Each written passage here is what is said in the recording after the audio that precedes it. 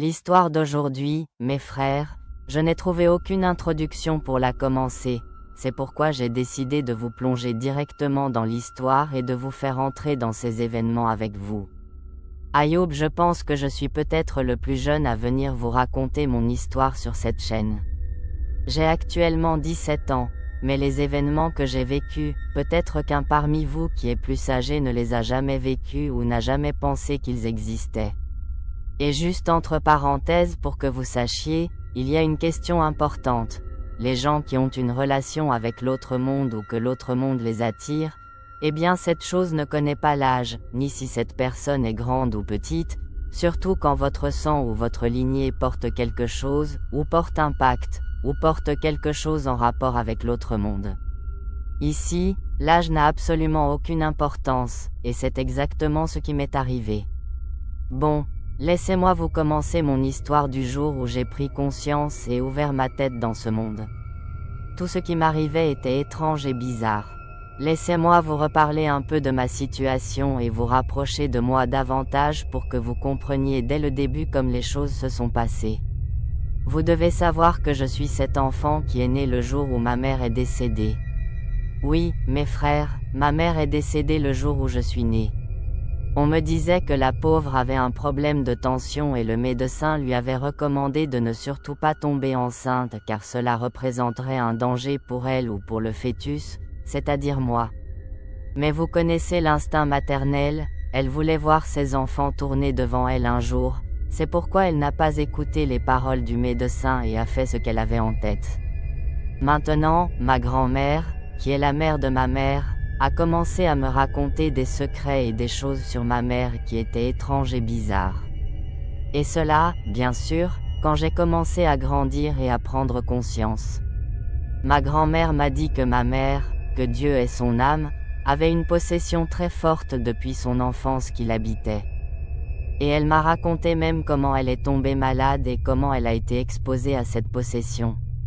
Elle m'a dit qu'un jour, elle était dans la salle de bain et se lavait dans la salle de bain avec de l'eau chaude. Donc, là ma grand-mère me raconte qu'elle a versé de l'eau chaude et s'est levée, soit elle a glissé ou quelque chose l'a fait glisser, Dieu seul le sait, je n'en ai aucune idée. L'important c'est qu'elle se lavait jusqu'à ce qu'elle glisse et tombe sur sa tête. C'est à partir de là que cette possession l'a habitée et l'a tourmentée dans sa vie. Elle m'a dit que plusieurs fois ils lui ont amené des fakis et des exorcistes pour la soigner et l'aider, mais rien, sans aucun résultat. Parfois, 2 hommes la tenaient juste pour qu'elle ne se lève pas et n'agresse pas le faki qui allait l'exorciser, mais malgré cela, elle les dominait et était plus forte que tous les 2. Ou vous pourriez dire que cette chose en elle était ce qui les dominait, qui était plus fort qu'eux, car ma mère était une femme de santé normale, comment allait-elle dominer 2 hommes grands, forts et en bonne santé? C'est pourquoi, quand ma grand-mère me racontait ces choses, je lui demandais, « Mais grand-mère, comment mon père s'est-il marié avec elle et l'a-t-il accepté, c'est-à-dire alors qu'elle avait tout cela et souffrait de tout cela, comment mon père a-t-il pu se marier avec elle, alors qu'à cette époque ma mère n'était même pas encore mariée ?» Ma grand-mère m'a dit, « Ton père, mon fils, a beaucoup souffert car les parents de ton père refusaient ce mariage et lui disaient « Es-tu fou, tu veux épouser une folle ?» Mais mon père était têtu et a fait ce qui lui passait par la tête, il a épousé ma mère et est resté 3 ans fâché avec sa famille jusqu'à ce qu'il se réconcilie et fasse la paix avec elle à nouveau. Et dans cette période où mon père a vécu avec ma mère, il souffrait beaucoup avec elle à cause de cette chose en elle et cette possession qu'elle avait. Parfois, son état s'aggravait et le problème c'est que cette chose qui l'habitait et cet habitant en elle voulait de l'eau. Imaginez avec moi, ma mère se levait au milieu de la nuit et allait à la mer, oui, elle allait à la mer la nuit. Mon père se réveillait parfois et lui fermait la porte, ne la laissant pas sortir car cette chose en elle, ce n'était pas de sa volonté. Et parfois le sommeil le prenait et il se réveillait le matin pour trouver ma mère qui rentrait à la maison toute froide, toute trempée et couverte de sable. Mais malgré tout cela, mon père est resté un homme avec elle et est resté jusqu'à ce qu'il l'enterre, le pauvre, dans sa tombe. C'est là où ma grand-mère, qui est la mère de ma mère, a demandé à mon père de m'élever, c'est-à-dire puisque je venais juste de naître. Ma grand-mère a dit à mon père qu'elle voulait m'élever. Mon père était d'accord, le pauvre, sur cette chose. Et dans cette même période, il était psychologiquement malade. Il est resté un moment enfermé chez lui et est entré dans une dépression difficile. Après, il est parti travailler dans une autre ville juste pour s'éloigner, mais il envoyait, le pauvre, sa part que Dieu lui donnait, il l'envoyait à mes grands-parents pour qu'ils dépensent pour moi et m'achètent ce dont j'avais besoin et m'élèvent. Vous savez l'argent. Et chaque 2 mois il venait me rendre visite et me voir. Et franchement, mon père ne négligeait pas de son côté. Chaque fois qu'il venait, il me sortait et m'achetait ce que je voulais. Et chaque fois, il sortait la photo de ma mère de sa poche et me la montrait soi-disant pour que je reste conscient d'elle, que Dieu ait son âme, ce jour-là. L'important, comme je vous l'ai dit, cette maison où j'ai grandi avec ma grand-mère, il y habitait ma grand-mère, mon grand-père et aussi une de mes tantes. Et cette tante, vous pouvez dire qu'elle est ma deuxième mère car c'est elle qui m'a élevée et m'a fait grandir. Imaginez, au point où quand quelqu'un venait la demander en mariage, elle trouvait 1000 excuses juste pour ne pas se séparer de moi car elle me ressentait comme son enfant, elle m'avait élevée sur son cœur comme on dit. L'important, c'est elle qui m'a tout appris à peu près. Comment prier, comment réciter le Coran, vu qu'elle était religieuse au point qu'elle avait mémorisé avec elle 3 parties du Coran juste à l'oreille. Quand arrivait l'heure de la prière, elle m'habillait d'une djellaba blanche et m'envoyait à la mosquée avec mon grand-père. L'important, louange à Dieu, j'ai grandi dans une atmosphère religieuse. Mais d'un autre côté, je sentais que des choses se passaient dans ma vie qui étaient étranges. Des choses m'arrivaient d'une façon bizarre. Par exemple, plusieurs fois je descendais les escaliers jusqu'à trébucher sur mon pied, mais je me retrouvais debout, sain et sauf, et c'était comme si quelqu'un m'avait attrapé pour que je ne tombe pas, pour que je ne glisse pas. Et parfois j'étais en train de jouer dans la rue et quelqu'un plus grand que moi venait et voulait me tyranniser, juste il s'approchait de moi, il restait à me regarder dans les yeux et lui sortant les yeux. Puis soudain il me lâchait et partait en courant et en criant comme s'il avait vu quelque chose qui faisait peur. Et cela, mes frères, ce dont je vous parle m'est arrivé à un âge où j'étais encore petit, trop pour que je comprenne ces choses, et j'ai grandi avec elles. L'important, messieurs, comme je vous l'ai dit, toute chose qui m'arrivait de ce genre étrange, franchement je ne me souvenais pas beaucoup de ces choses, je ne vous ai mentionné que quelques-unes et en même temps je ne voulais pas vous ennuyer longuement. L'important, quand il m'arrivait quelque chose de ce genre étrange, j'allais chez ma tante Zeynab et je lui racontais cette chose qui m'était arrivée. Et parmi les choses qui me marquaient le plus, c'étaient les rêves. Je rêvais toujours d'une femme dont l'apparence faisait peur, mais cette femme, quand elle me voyait avoir peur d'elle, se transformait en forme de chat noir, un chat noir, et venait près de mes pieds. Cela a commencé à se répéter avec moi encore et encore. Je le racontais à ma tante car elle était une personne religieuse, elle posait ses mains sur ma tête et lisait sur moi quelques bénédictions du Coran. Je restais comme ça jusqu'à ce que le sommeil me prenne. Mais mes frères, ce rêve se répétait beaucoup avec moi quand j'étais petit. Mais au moment où j'ai eu 14 ans et exactement dans la nuit d'Achoura, on était rassemblés moi et les enfants de la rue et on faisait ce feu, vous connaissez mes frères, le feu d'Achoura, que Dieu nous pardonne. L'important, on faisait le feu, on sautait par-dessus ce feu jusqu'à un moment où c'était mon tour et c'était à moi de sauter. J'allais courir pour sauter quand j'ai senti quelque chose entrer dans ma jambe gauche. Qu'est-ce que c'était cette chose, cette sensation, je n'ai rien compris. J'ai dit que peut-être, c'est juste le feu qui m'a brûlé la jambe. À ce moment-là j'ai dit aux enfants que peut-être le feu m'avait brûlé. L'important, je me suis éloigné un peu de ce feu et me suis assis pour que l'état passe. Il y avait une brûlure et une sensation comme des piqûres. L'important, quelque chose comme ça, et en même temps je sentais un poids qui n'était pas normal dans ma jambe. Je suis resté comme ça un moment, après je me suis dirigé vers la maison. J'ai pris de l'eau et j'y ai plongé mes pieds. Ma tante m'a vu et m'a dit, « Qu'est-ce qui t'arrive Ayoub, tu ne t'es pas tordu la jambe encore ?» Je ne lui ai rien dit du tout de ce qui s'était passé près de ce feu. Elle a continué à me gronder et à me dire « Ce n'est pas comme ça que je t'ai élevé, etc. » Vous savez, elle était comme ma mère. Mais mes frères, vous savez, comme tous les enfants, un peu têtus, un peu rebelles. L'important, peu importe. Cette nuit-là, je dormais à ma place jusqu'à ce que je sente de la chaleur qui circulait dans mes deux jambes. J'ai dit en moi-même que c'était peut-être juste ce feu sur lequel j'avais sauté qui m'avait brûlé et qui me donnait encore cette brûlure. Je me suis levé à nouveau et je versais de l'eau froide dessus, mais rien. Et moi là, ma tante m'a entendu bouger dans la salle de bain, elle s'est levée vers moi à cette heure-là. Elle m'a trouvé les jambes bien lavées et j'étais en train de les refroidir avec une serviette. Elle m'a examiné et m'a dit « Regarde Ayoub, tu n'as ni fièvre ni rien, c'est-à-dire que s'il y avait une brûlure en toi, tu aurais de la fièvre. » Elle m'a dit, et là comme si quelque chose s'était passé dans sa tête, comme si elle avait senti quelque chose.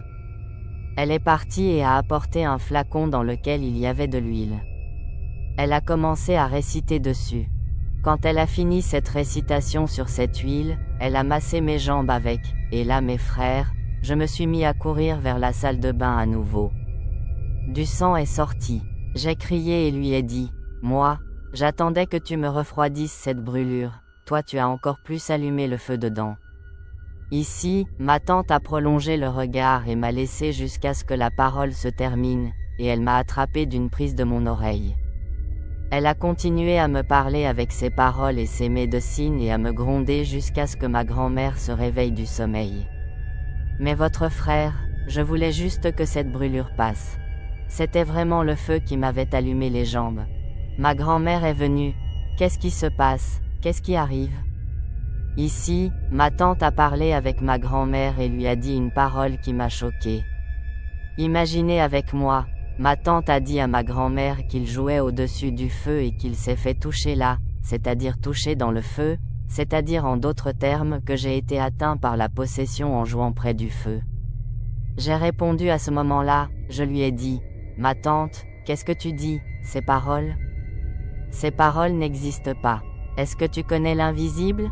Je n'ai été touchée par rien. » Elle a regardé ma grand-mère et lui a dit, « C'est l'huile exorcisée qui m'a confirmé cela car en fait j'avais des doutes sur lui depuis qu'il est entré, et quand je l'ai massé avec l'huile exorcisée, la brûlure n'a fait qu'empirer. » Eh bien, l'affaire est claire. Ici, elle a pris son téléphone et a mis la sourate Al-Baqarah pour que j'écoute l'exorcisme. Et franchement, pour ne pas vous mentir, le doute m'a pris car cette brûlure que j'avais sentie n'était pas normale, surtout que ma tante avait passé une expérience avec ma mère dans cette affaire de possession. Les choses, c'est-à-dire qu'elle avait une connaissance du sujet. L'important, messieurs, je me suis couché à ma place et à cette heure le Coran jouait encore sur le téléphone de ma tante. Au moment où j'ai fermé les yeux, c'est là que je me vois comme au milieu du cimetière et je vois cette même femme dont je rêvais depuis longtemps. Elle s'est approchée jusqu'à s'approcher, mais cette fois elle ne s'est pas transformée en chatte comme elle faisait avant.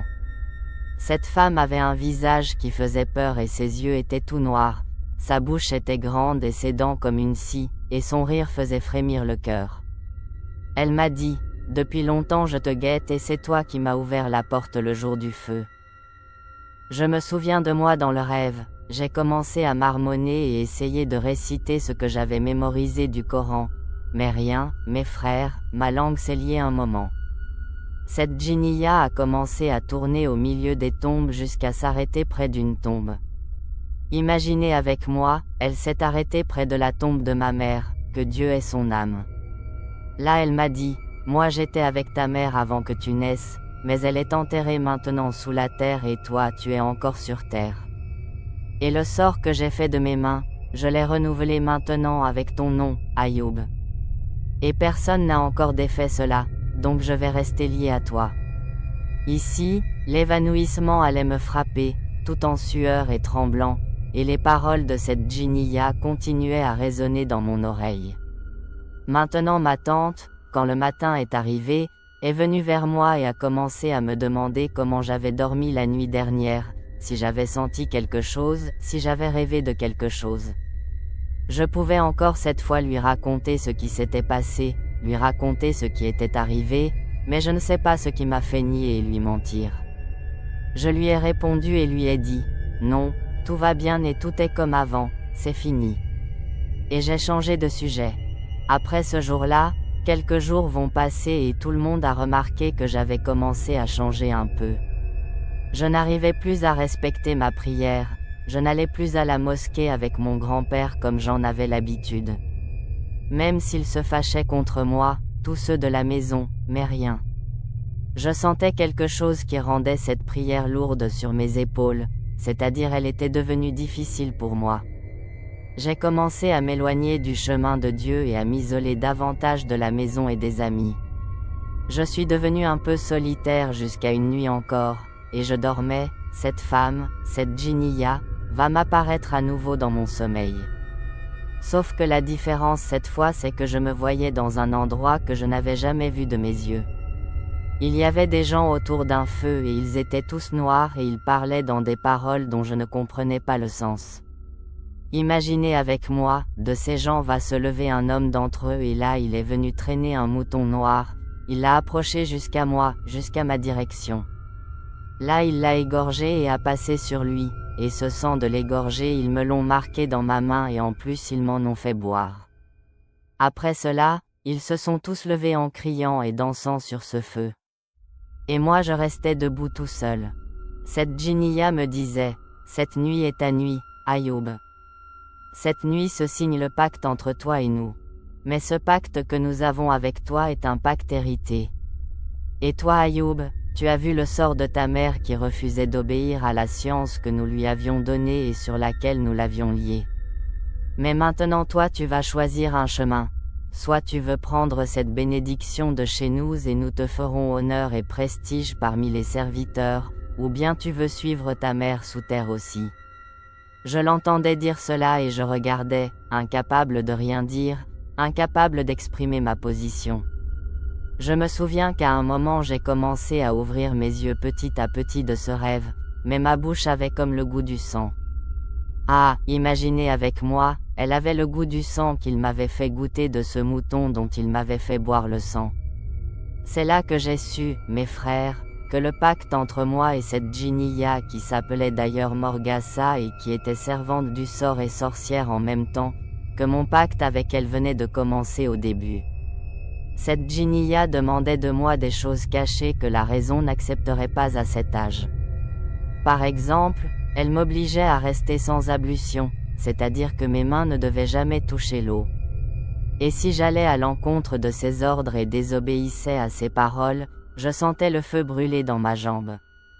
Et c'est exactement ici, mes frères, que j'ai commencé à comprendre les événements et à comprendre la situation. J'ai alors repensé à ma mère, que Dieu ait son âme, quand son état s'aggravait et qu'elle se dirigeait vers la mer. C'est-à-dire qu'elle aussi sentait comme moi une chaleur, une température dangereuse. C'est pourquoi elle allait à la mer ou allait vers l'eau.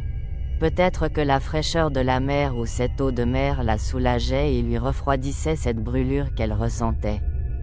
Sauf que la différence entre moi et ma mère c'est que ma mère n'avait pas accepté ce pacte avec cette Djinniya Morgassa, alors que moi je me suis embrouillé et j'ai plongé ma tête, j'ai accepté le pacte et sans m'en rendre compte je suis devenu tiré sous ses paroles et sous son obéissance. Les jours ont passé et chaque fois elle me demandait quelque chose de plus que la fois précédente. Sauf que franchement je ne pouvais pas faire tout ce qu'elle me disait car vous savez j'habitais avec mes grands-parents et même ma tante me surveillait et me gardait à l'œil. C'est là, mes frères, que m'est venue une idée dangereuse, qui est que j'ai décidé de fuir. Ah mes frères, j'ai décidé de fuir de la maison. Franchement j'étais perturbé et je ne savais même pas où j'allais. Je suis resté à marcher jusqu'à un moment où je me suis retrouvé au milieu d'une forêt. Comment je suis arrivé à cette forêt-là, Dieu seul le sait. Ce dont je me souviens c'est que je me suis assis près d'une grande pierre et la voix de cette Djinniya Morgassa était dans mon oreille, elle m'ordonnait de rester ici pendant 40 jours. En fait, je n'arrivais pas à lui parler ou à répondre avec elle. J'entendais juste ses ordres et tout ce qu'elle me disait, je l'exécutais à la raison, peut-être parce qu'elle est sorcière, c'est-à-dire sorcière des djinns, et probablement elle m'avait ensorcelé dans ce sang que j'avais bu dans le rêve. L'important, messieurs, peu importe. La première nuit dans cette forêt a passé, et quand le matin s'est levé, je me suis réveillé au soleil qui frappait mon visage. J'ai trouvé à côté de moi un morceau de pain. Qui l'avait mis ici, Dieu seul le sait, il est descendu du néant. Et franchement, mes frères, j'étais mort de faim, il y avait beaucoup de faim. C'est pourquoi j'ai pris ce morceau de pain sans m'en apercevoir et j'ai commencé à le manger. Et c'est ici qu'est venue la voix de Morgassa à nouveau, elle me chuchotait dans mon oreille. Elle m'a dit que chaque jour je trouverais du pain posé à côté de moi à ma place pendant 7 jours, et pendant cette période je ne devais pas bouger d'ici du tout. Et même si je voulais faire mes besoins, pardonnez-moi, je devais les faire à ma place. Je sais, mes frères, qu'il y en a parmi vous qui vont me blâmer et me dire « Qu'est-ce que c'est que cette chose ? Qu'est-ce que cette sottise ?» Mais mes frères, j'étais perturbé à ce moment-là et je ne savais pas ce que je faisais, j'étais comme fou. L'important, j'ai passé cette journée jusqu'à arriver à l'heure du Maghrib, c'est-à-dire l'heure où le soleil commence à se coucher. Moi là j'ai commencé à voir des ombres passer devant moi. Mais qu'est-ce que je vais vous dire ? Le cœur qui va avoir peur et va sentir la peur à travers ces scènes qu'il voit ou qui lui arrivent, cela devenait normal, c'est-à-dire comme si mon cœur était mort. Parfois l'ombre d'une femme passait devant moi comme une fumée noire. Parfois il y avait beaucoup d'ombres noires. Parfois encore je sentais l'odeur de l'encens qui brûlait. Franchement, mes frères, j'ai vu des choses étonnantes et étranges là, au point que je n'avais plus peur de ces visions. Elles fermaient mes yeux et je dormais normalement. Je suis resté dans le même état jusqu'à ce que 7 jours passent exactement. Mais ce jour-là, quand je me suis réveillé, je n'ai pas trouvé à côté de moi ce morceau de pain que j'avais l'habitude de trouver comme d'habitude. Je suis resté assis à attendre Morgassa jusqu'à ce qu'elle vienne et me redise quoi faire. Et au fait, mes frères, je veux que vous imaginiez cet endroit où j'étais pendant 7 jours, comment il était en saleté et comment il était sale. Je vous laisse imaginer. L'important, comme je vous ai dit, je me suis trouvé assis cloué attendant ce qui allait venir jusqu'à un moment où j'ai entendu des chuchotements dans mon oreille. Morgassa m'a parlé et m'a dit « Aujourd'hui c'est le 8e jour dans la retraite et aujourd'hui tu vas apprendre le premier rituel de la bénédiction que je vais te donner. » Je n'ai rien dit et ne lui ai pas demandé le pain que j'avais l'habitude de trouver à côté de moi. Je suis resté toute la journée tenant ma place jusqu'à ce que le soleil se couche un peu. Va m'apparaître, mes frères, imaginez avec moi, va m'apparaître une poule noire pendue à un arbre en face de moi. C'est ici que va à nouveau se présenter cette Djinniya Morgassa. Maintenant, mes frères, je veux que vous écoutiez bien avec moi ce qu'elle va me demander car cette partie qui vient est la plus dangereuse de toute l'histoire. Cette fois, mes frères, Morgassa n'est pas venue dans l'oreille et a commencé à parler comme toutes les fois, non. Cette fois elle s'est présentée devant moi et s'est présentée sous la forme d'une femme âgée et qui fait peur. Elle m'a dit, tu vas boire du sang de cette poule qui est pendue et manger de sa chair, et le reste je te le dirai et chaque chose en son temps, Ayoub. Peut-être, mes frères, vous attendez que je vous dise que j'ai eu peur de cette vue ou que j'ai voulu fuir, mais non. J'étais fini à ce moment-là, mes sentiments étaient morts et je n'étais plus conscient du tout. L'important, mes frères, j'ai fait ce qu'elle m'a dit. J'ai pris cette poule qui était encore vivante et je lui ai coupé la tête au niveau de son cou avec mes mains, c'est-à-dire je lui ai arraché la tête et elle bougeait encore. Ce sang a commencé à jaillir, c'est là que j'ai commencé à le boire comme si je buvais de l'eau. Après j'ai commencé à déchirer sa chair et à la mordre avec mes dents et à la manger. Et au même moment, mes frères, où je mordais dans cette poule, imaginez avec moi, je voyais une croix renversée se dessiner avec le sang par terre à côté de moi. Je me souviens qu'à ce moment précis, quand cette croix renversée s'est terminée, c'est là que je me suis évanoui. Je ne sais pas combien de temps a passé pendant que j'étais inconscient, mais quand je me suis réveillé j'ai trouvé un feu allumé devant moi et Morgassa était debout au loin et me disait « Lève-toi, fils du feu et du sang. Cette nuit nous sommes contents de toi et cette nuit tu auras sous tes ordres 100 serviteurs. Je t'ai donné la bénédiction que ta mère n'avait pas acceptée, mais ils vont t'apprendre le reste. Et le matin, quand il ne restera du feu que ses cendres, c'est là qu'en cherchant dans les cendres tu trouveras une bague au milieu des cendres. Mets-la à ton doigt et gare à toi de l'enlever. Quand elle a fini ces paroles, elle a disparu parmi les arbres et l'obscurité.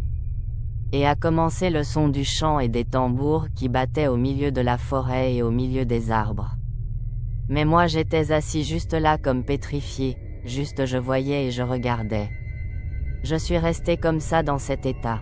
Chaque nuit il me mettait une poule noire et je devais lui arracher la tête au niveau de son cou avec mes mains et la mordre avec mes dents et boire de son sang. J'étais devenu, mes frères, comme une bête ignorante. Dans cette période, Morgassa m'a appris des choses étonnantes et des secrets de sorcellerie.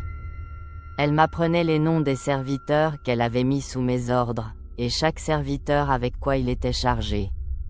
Il y en a qui sont chargés d'ensorceler et de renouveler les sorts, et il y en a qui sont chargés d'entrer dans le corps et d'y faire des forteresses. Et ces serviteurs sont en grand nombre et chacun se concentre quelque part dans le corps de l'humain.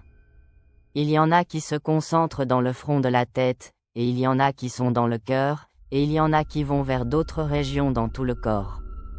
Mais mes frères, le front de la tête et le cœur, ces deux-là exactement sont les plus dangereux car ils jouent sur les chuchotements et les doutes.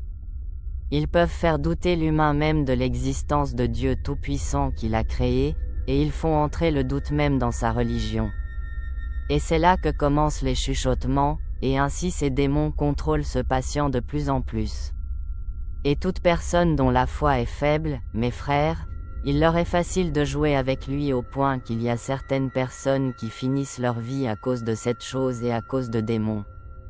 Tu trouves que ce démon s'est emparé de lui et l'a habité complètement et s'est emparé de lui entièrement au point qu'il ne supporte plus les chuchotements de ce démon et les paroles de ce démon. Et le patient ensorcelé ou possédé en général entend des paroles et des chuchotements la nuit et le jour, plus les rêves bien sûr où il voit les djinns sous forme d'animaux, surtout des chiens ou des serpents ou des scorpions, et le patient fuit d'eux où il l'attaque, plus les rêves de cimetières et parmi les morts et beaucoup de choses étranges et dangereuses. L'important, mes frères, je continue mon histoire. Je suis resté dans cet état jusqu'à une nuit, une des nuits, et comme d'habitude le feu était allumé. Quelqu'un passait par cette forêt ou quelqu'un là avait remarqué cette chose. Et exactement comment j'ai su cela? J'étais assis, ni ici ni là, assis écoutant les djinns et leurs enseignements jusqu'à un moment où j'entends comme des pas sur la terre, des pas qui venaient vers moi. Le bruit se rapprochait petit à petit. Franchement au début je pensais que c'était juste ces ombres et ces choses que j'avais l'habitude d'entendre et de voir. Il n'allait pas passer beaucoup de temps jusqu'à ce que j'entende des pas de gens venant vers moi. Cette fois ils se sont rapprochés davantage, et pour la première fois je vais me lever de cet endroit et je vais courir. Mais vu que j'avais passé beaucoup de jours juste là et assis, dans cette course je me suis tordu et j'ai senti quelqu'un m'attraper par derrière.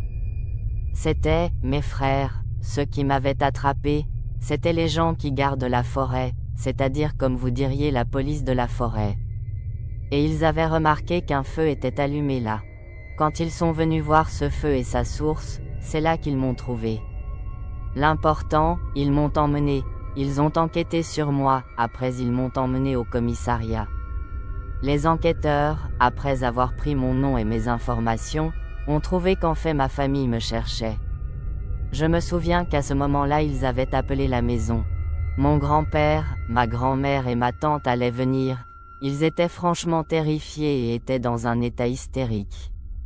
Mais moi j'étais sale et puant, pardonnez-moi, et couvert de sang et de saleté, un état que vous pouvez imaginer. Ils ont continué à demander où j'étais et avec qui et qu'est-ce que c'était que cette chose, et ils pleuraient et criaient, mais moi je ne faisais que les regarder en silence. L'important, après avoir fait les procédures, ils m'ont emmené à la maison. La première chose, ma tante m'a fait entrer dans la salle de bain, elle m'a nettoyé, et mon grand-père avait amené le coiffeur jusqu'à la maison pour me nettoyer. Ils ont enlevé toute cette saleté qui était sur moi et m'ont rendu humain comme on dit. Et c'est là qu'ils ont commencé avec les questions. Moi franchement, je n'avais plus rien à leur cacher et je leur ai raconté tout ce qui s'était passé. Je leur ai tout dit depuis le début. Ils ont continué à pleurer et à m'écouter et à penser même à ma mère, que Dieu ait son âme. À ce moment-là, ma tante a décidé qu'elle allait m'emmener et voyager avec moi vers une autre ville car il y avait un exorciste dont elle avait entendu parler qu'il était compétent. Et même un de mes oncles est venu avec nous car ils avaient peur que je fuis ou que je me rebelle ou que je fasse quelque chose. L'important, quand nous sommes arrivés chez cet exorciste, dès que j'ai mis le pied là dans cet endroit, nous attendions le tour, j'ai commencé à crier et à me débattre et à essayer de fuir. Les gens, quand ils m'ont vu comme ça, ont eu peur et ont abandonné leur tour et m'ont laissé entrer chez lui en premier. Et imaginez avec moi, même avant qu'il ne parle et avant qu'il ne commence à faire l'exorcisme, j'ai commencé à parler avec beaucoup de voix comme si mon corps était habité par une tribu entière de djinns. L'important, il a continué à réciter et cela ne marchait pas avec ces maladies qui sortaient car vous devez savoir, mes frères, une chose, l'humain quand il est possédé et commence l'exorcisme, deux choses peuvent arriver. Soit ce djinn qui habite le corps n'est pas affecté car il est fort, ou bien il sort et laisse les démons les plus faibles qui sont dans ce corps, et cela dans de nombreux cas, et c'est cela qui m'est arrivé. L'exorciste, quand il a commencé à réciter, beaucoup de démons sortaient mais il n'arrivait pas à les avoir car c'étaient des démons ordinaires. L'exorciste voulait en fait le serviteur du sort, c'est-à-dire la djinniya dangereuse qui sort et parle avec lui car en fait c'est elle qui contrôle tous les autres. Mais mes frères, cette chose n'était pas facile du tout. Il est resté un moment à réciter et à menacer qu'il allait la brûler dans le corps et qu'elle allait mourir. C'est là qu'elle n'a plus pu résister et a commencé à parler avec ma langue. J'étais conscient mais je ne contrôlais ni mes paroles ni mes mouvements. L'important, messieurs, quand Morgassa est sortie, elle a commencé à parler avec l'exorciste. Elle lui a tout raconté. Elle a dit à l'exorciste qu'elle était entrée chez ma mère car elle la servait, et exactement quand elle avait versé de l'eau chaude sur elle. Et elle a ajouté qu'elle était sorcière dans le monde des djinns et qu'elle travaillait pour ma mère la sorcellerie et continuait à la renouveler. Elle lui a dit qu'elle lui avait donné le service de devenir voyante et devenir sorcière, mais elle refusait et ne voulait pas de cela.